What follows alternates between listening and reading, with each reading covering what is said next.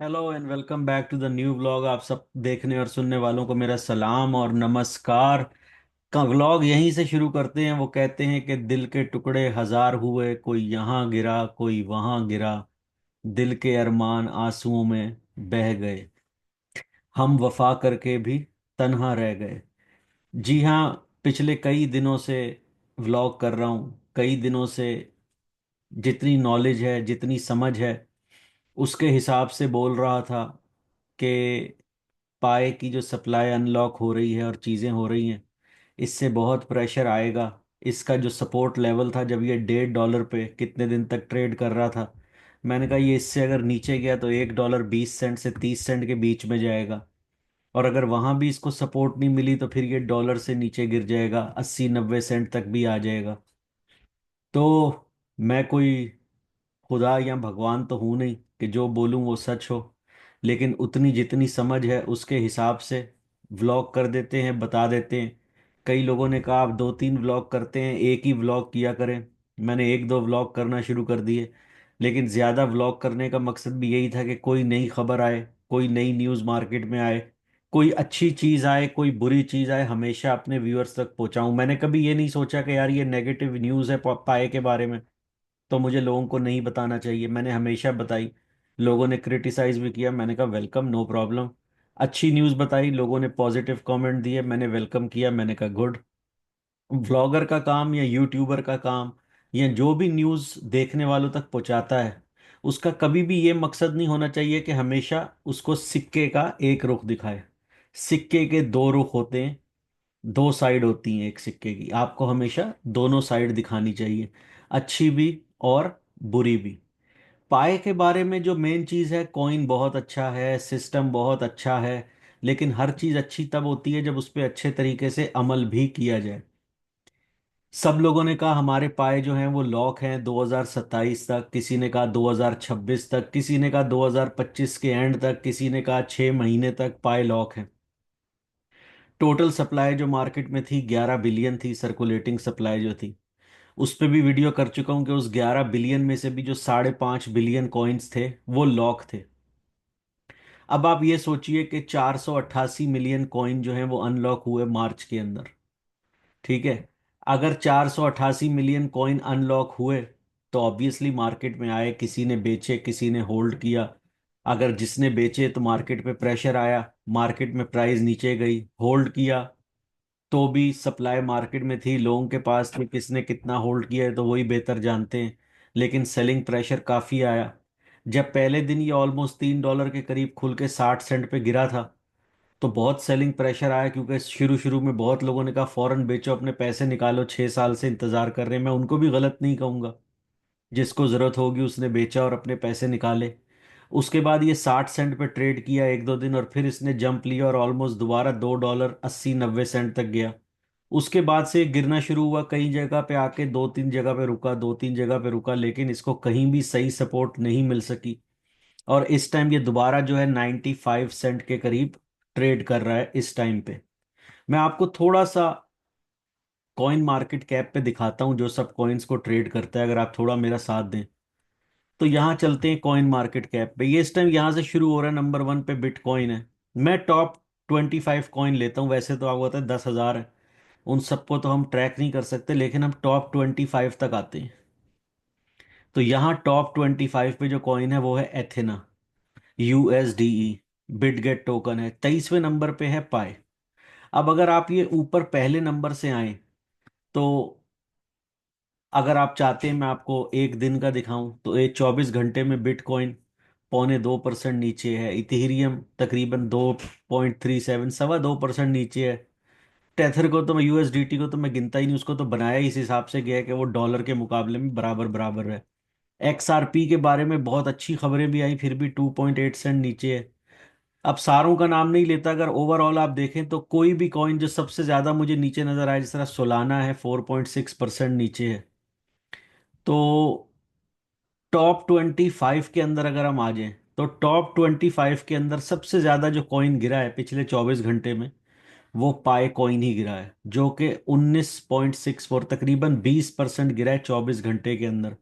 और अगर 7 दिन का आप उठाएं तो 7 दिन में 43.87 यानी 44% के करीब गिना है। जबकि अगर आप एवरेज लगाएं पिछले 7 दिन की, तो 7 दिन के अंदर 99% कॉइन जो हैं वो सारे ऊपर ही गए हैं।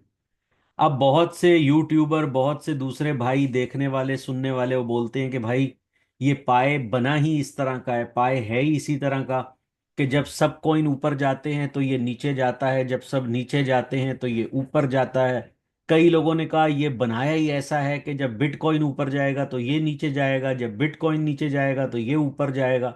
मैं सबकी बात मान लेता हूँ भाई, सब सही कह रहे हैं। मैं किसी को यहाँ सच्चा और झूठा साबित करने के लिए तो बैठा नहीं। मैं आज भी बैठा हूँ, व्लॉग बना रहा हूं अपने व्यूअर्स के लिए, सिर्फ इसलिए कि जितनी मुझे नॉलेज है बता सकूं क्या हो रहा है। कई लोगों ने कहा जी ये एक्सचेंज पे चला जाएगा, बाइनेंस पे चला जाएगा, $5 का हो जाएगा, ये उधर चला जाएगा, ये इतने डॉलर का हो जाएगा। भाई देखो, ट्रेड तो आप कर पा रहे हो इस टाइम भी किसी ना किसी एक्सचेंज के ऊपर। सारे लोग नहीं कर पा रहे होंगे तो 70% लोग तो इसको ट्रेड कर पा रहे हैं, सिवाय उनके जिनके कॉइन इस टाइम लॉक हैं। अब अगर मैं आपको बोलता हूं कि आपके पास $100 है, $100 में से $20 जाया हो गए, ठीक है, तो आपके पास कितने रह गए? आप बोलोगे भाई सीधा सा हिसाब है, $80 रह गए। फिर आपका कोई और दोस्त आपको $20 वापस कर दे, तो भाई कितने हो? आप बोलोगे यार वापस $100 हो गए। बात भी यही है कि दोबारा पूरे पैसे हो गए। अब आप आओ इधर पाए के ऊपर, इसको क्लिक करते हैं। अभी ये बात करते ही करते 3 सेंट और नीचे चला गया है, तो 92.97 यानी 0.9293 पे ट्रेड हो रहा है। मार्केट कैप इसका 6.3 बिलियन हो गया, जो कि 14 बिलियन था। आज 20 तारीख है, 20 तारीख को मेन नेट आया था, कॉइन मार्केट में आया था, एग्जैक्टली एक महीना हुआ। और एग्जैक्टली अगर आप एक महीने में लगाएं तो हम जो खुला था कॉइन उससे 50% से ज्यादा, बल्कि 70% नीचे है। हाँ, बीच में ऊपर गया, झटके आए, इधर उधर हुआ, उसमें कई लोगों ने बेचे भी और कई लोगों ने खरीदे भी। जिन्होंने खरीदे वो कहते हैं यार हम तो फंस गए। कईयों ने ऊपर रेट में बेचे, वो कहता है देखा हमें पता था हम सही थे। तो सही गलत की इसमें बात नहीं हो रही, जिसने जैसी रिसर्च की, जिसने अपनी पॉकेट जैसे देखी, जिसने जैसे समझा, उसने वैसा किया। मेन चीज जो मुझे अभी भी डाउट करती है, कोई बोलता है ये मैनिपुलेशन जो है एक्सचेंजेस की तरफ से है, कोई बोलता है ये पाइकोर टीम की तरफ से है। भाई इसकी टोटल सर्कुलेटिंग सप्लाई हो गई है 6.82 बिलियन, जो कि आज से 5 दिन पहले थी 7.2 बिलियन। तो ऑलमोस्ट 400 मिलियन कॉइन जो है वो सर्कुलेशन से गायब है। भाई उसमें कई लोग बोलते हैं जो 14 तारीख की डेडलाइन आई थी उसके अंदर अनवेरिफाइड टोकन होके निकल गए। चले मान लिया 400 मिलियन निकल गए, 500 मिलियन निकल गए, 600 मिलियन निकल गए, बिलियन टोकन तो नहीं निकला। उसके बाद ऑलमोस्ट 500 मिलियन यानी आधे बिलियन की सप्लाई वापस भी आई। वो सप्लाई इसमें शो नहीं करती।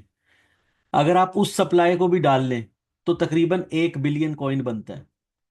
अब कई लोगों ने कहा हमारे कॉइन लॉक कर दिए, हमारे कॉइन जो हैं वो कर दिए। अब आप ये सोचो भाई कि 11 बिलियन में से, जो 11 बिलियन टोटल सप्लाई है या 11.5 बिलियन टोटल सप्लाई है, उसमें से 5.5 बिलियन कॉइन तो अभी लॉक है, ठीक है ना। 5.5 बिलियन कॉइन इस टाइम लॉक पड़ा हुआ है। अब अगर वो लोग कहते हैं कि भाई हम तो बहुत पछता रहे हैं, हमारे कॉइन जो है वो लॉक हैं, हम कुछ नहीं कर सकते, ट्रेड नहीं कर सकते, हम परेशानी में हैं, कोई तरीका बताएं कि हमारे कॉइन अनलॉक हो जाए, ये हो जाए। तो भाई आप ये सोचो कि अगर वो 5.5 बिलियन कॉइन अनलॉक हो जाते, अगर 5.5 बिलियन कॉइन अनलॉक हो जाते और उसमें से आधे लोग भी अगर अपने कॉइन बेच देते और आधे लोग होल्ड कर लेते, तो पाई इस टाइम कहां पे होता? चंद सेंट के ऊपर। भाई अगर 6 बिलियन में ये हालत हो रही है कि अगर चंद मिलियन कॉइन अनलॉक होते हैं तो इतना प्रेशर आता है कि कॉइन आधे का आधा हो गया, तो अगर 5 बिलियन यानी ऑलमोस्ट 50% सप्लाई जो है और वो मार्केट में आ जाती है लोगों के पास, और उसमें से कुछ लोग बेचते, तो इसकी प्राइस कहाँ जाती? डॉट पाई आ गया, बहुत अच्छी चीज है, आ गया, ठीक है। नए एक्सचेंजेस बन रहे हैं डिसेंट्रलाइज्ड सिस्टम के ऊपर, इकोसिस्टम में जाएंगे, वहां पे ट्रेड होंगे। मैं ये नहीं कह रहा कि ये गिर गया तो अब ये दोबारा कभी वापस नहीं आएगा, आ सकता है। हो सकता है ये जो अभी गिर रहा है इसके बाद एक ऐसा पंप आए कि ये कॉइन बहुत ऊपर जाए दोबारा से, मेरे पास अभी भी है, मैंने होल्ड किए हुए हैं, एक भी नहीं बेचा। 3 दिन पहले मैंने आपके सामने लाइव $2,000 के भी कॉइन खरीदे। उसके अलावा जो मेरे पास माइन किए हुए पड़े थे वो अलग हैं, मेरे पास आज भी पड़े हैं, मैंने उसमें से एक कॉइन भी नहीं बेचा।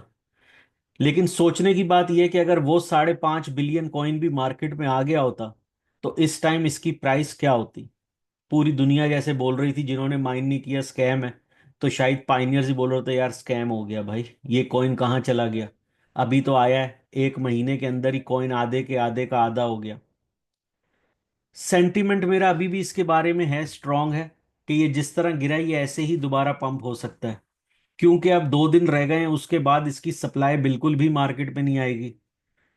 बिल्कुल से मुराद ये है कि 1 मिलियन 1.5 मिलियन रोज का कॉइन आएगा, इतनी कोई वो बड़ी बात नहीं है, बिलियंस के अंदर 1-2 मिलियन से कोई फर्क नहीं पड़ता। इसको अपनी प्राइस वहां पे मुस्तहकम करनी पड़ेगी, यानी स्टेबल करनी पड़ेगी। वो कैसे होगी? खाली लोगों के होल्ड करने से तो नहीं होगी, ठीक है ना, क्योंकि होल्ड तो लोग अभी भी कर रहे हैं। और अब तो शायद और भी ज्यादा लोग होल्ड करें कि भाई इतना नीचे गिर गया, अब हम बेच के क्या करें, हमें तो कुछ भी नहीं मिल रहा, हमने $2.5 का लिया, $3 के करीब लिया, पौने 3 का लिया, 2 में लिया, हमारे तो आधे पैसे डूब गए, आधे से ज्यादा डूब गए, हम कैसे अब बेचें। उनमें से कुछ जो है वो पैनिक सेलर भी होंगे, जिनको पैसों की जरूरत होगी, फंसा दिए, वो कहेंगे यार निकाल लो जो भी मिलता है ले लो। कई पैनिक वाले ऐसे भी होंगे जो बोलेंगे यार ये तो और नीचे गिरेगा, बेच दो, फिर हम नीचे जाके इसको ले लेंगे। ऐसे भी लोग होंगे। लेकिन पाए ऊपर कैसे जा सकता है? इसके ऊपर जाने के कुछ रास्ते हैं। एक तो ईटीएफ होता है, एक्सचेंज ट्रेडिंग फंड। उसके अंदर पाए अभी इतनी जल्दी जा नहीं सकता। अगर आप लोगों को नहीं पता एक्सचेंज ट्रेडिंग फंड क्या होता है तो वो भी, उस पर भी मैं आपको वीडियो बनाऊंगा, नहीं तो थोड़ा समझा देता हूँ। एक्सचेंज ट्रेडिंग फंड वो होता है जिसके अंदर आपके पास कॉइन नहीं होता, कुछ कंपनियों के पास होता है, उसके ऊपर स्टॉक एक्सचेंज के अंदर उन्होंने और बाकी चीजें रखी होती हैं, आप उसके कॉन्ट्रैक्ट खरीद सकते हैं, लॉन्ग कर सकते हैं, शॉर्ट कर सकते हैं, और लंबी स्टोरी है। उसमें प्राइस में काफी फर्क आता है, वो हेल्पफुल होती है। दूसरा, इसको बर्न किया जाता है। पाए का अभी तक ऐसा कोई सिस्टम सामने नहीं आया कि वो इसको बर्न कर रहे हैं। हाँ, एक आपको चीज बताऊं, एक जो इसकी बर्निंग होती है वो आप सर्च भी कर लें तो आपको पता चल जाएगा, ये जो है ये स्टेलर नेटवर्क के ऊपर है जो पाए है। स्टेलर नेटवर्क जो है वो भी एक ब्लॉकचेन है जो कि ट्रांजैक्शंस के अंदर हेल्प करता है, जिसके थ्रू ट्रांजैक्शन होती है बैंक टू बैंक। जब भी जो ट्रांजैक्शन होती है या जब आप अपने कॉइन्स ट्रांसफर करते हैं तो उसके ऊपर कुछ कमीशन लगती है, 0.1, 0.01, 0.02 जो भी लगती है, वो जो है वो बर्न में चली जाती है। बर्न से मुराद ऐसा है कि ऐसे वॉलेट के अंदर चली जाती है जो कि एक्सेसिबल नहीं होता, तो वो कॉइन्स मार्केट से हट जाते हैं। तो इस टाइम जो है रोज के 4 से 6 हजार कॉइन जो है वो बर्न हो रहे हैं, यानी एक्सेसिबल वॉलेट में नहीं, ऐसे वॉलेट में चले जाएंगे जहां से उनका कोई एक्सेस ना हो, तो बेसिकली उसको बर्न ही कहा जाता है। अब ये जितने अनवेरीफाइड भी हुए हैं, जितने मिलियन, ये दोबारा माइनिंग पूल में चले गए जहां से इनको दोबारा माइन करना पड़ेगा। अभी भी बात यह है कि इसकी माइनिंग तो आपको पता है बहुत मुश्किल है। एक कॉइन बनाना इस टाइम कितना मुश्किल हुआ है, फिर उसको वेरीफाई करना कितना मुश्किल है, तो कोई आसान चीज नहीं है। सप्लाई इसकी बहुत कम है, फिर भी इसकी डिमांड क्यों इतनी गिरती जा रही है, ये है असल सोचने की बात। कि ये क्या हो रहा है कि ये कॉइन इतना मजबूत होने के बाद, चीजें होने के बाद, सबसे बड़ी कम्युनिटी किसी भी कॉइन की जो है तो वो पाई कॉइन की है, 60 मिलियन पाइनियर्स हैं, इसकी प्राइस फिर भी नीचे जा रही है। लेकिन मैं अभी भी आपको कहूंगा, मैं दूसरे यूट्यूबर या दूसरे लोगों की तरह ये नहीं कहूंगा ले लो ये कर दो ऊपर चले जाएगा, जीसीवी आ जाएगी, फलां हो जाएगा, ढिमका हो जाएगा, नहीं। इसका टाइम आएगा, ये ऊपर जाएगा, इसका सिस्टम बहुत अच्छा है। इसलिए बहुत जल्दी उम्मीद मत तोड़िएगा। मैंने कभी भी किसी को मशवरा नहीं दिया कि ये कॉइन खरीदें या बेचें, मैं हमेशा कहता हूं अपनी रिसर्च करें। अभी भी कह रहा हूं अपनी रिसर्च करें, इतना जल्दी दिल मत तोड़िएगा। एक हिसाब से ये थोड़ा अच्छा भी है, जब कॉइन की प्राइस नीचे जाती है तो उसमें नए इन्वेस्टर आते हैं, नए लोग खरीदते हैं, नई चीजें होती हैं, नए लोगों को मौके मिलते हैं, तो जरूर ये कॉइन वापस ऊपर जाएगा और अनकरीब इसमें बड़ा पंप आएगा। थोड़ा इंतजार कीजिए, थोड़ा साथ दीजिए। जहां इतना इंतजार वहां थोड़ा और सही। कांटे नहीं कटते ये रस्ते इंतजार के, नजरें बिछा के बैठे हैं रस्ते पे यार के। दिल ने कहा देखें जो जलवे हुस्न यार के, लाया है इन्हें कौन फलक से उतार के। तो थोड़ा और इंतजार कीजिए, जहां इतना इंतजार कर लिया। नई वीडियो में बहुत जल्द आपके साथ हाजिर होऊंगा। अगर मेरा व्लॉग पसंद आया हो तो प्लीज़ लाइक कीजिएगा वीडियो को शेयर कीजिएगा व्हाट्सएप और फेसबुक पे। और प्लीज़ चैनल को सब्सक्राइब कीजिएगा। बहुत ही जल्द आपसे एक नई वीडियो में मिलते हैं। जब तक के लिए टेक केयर, नमस्कार और अल्लाह हाफिज़।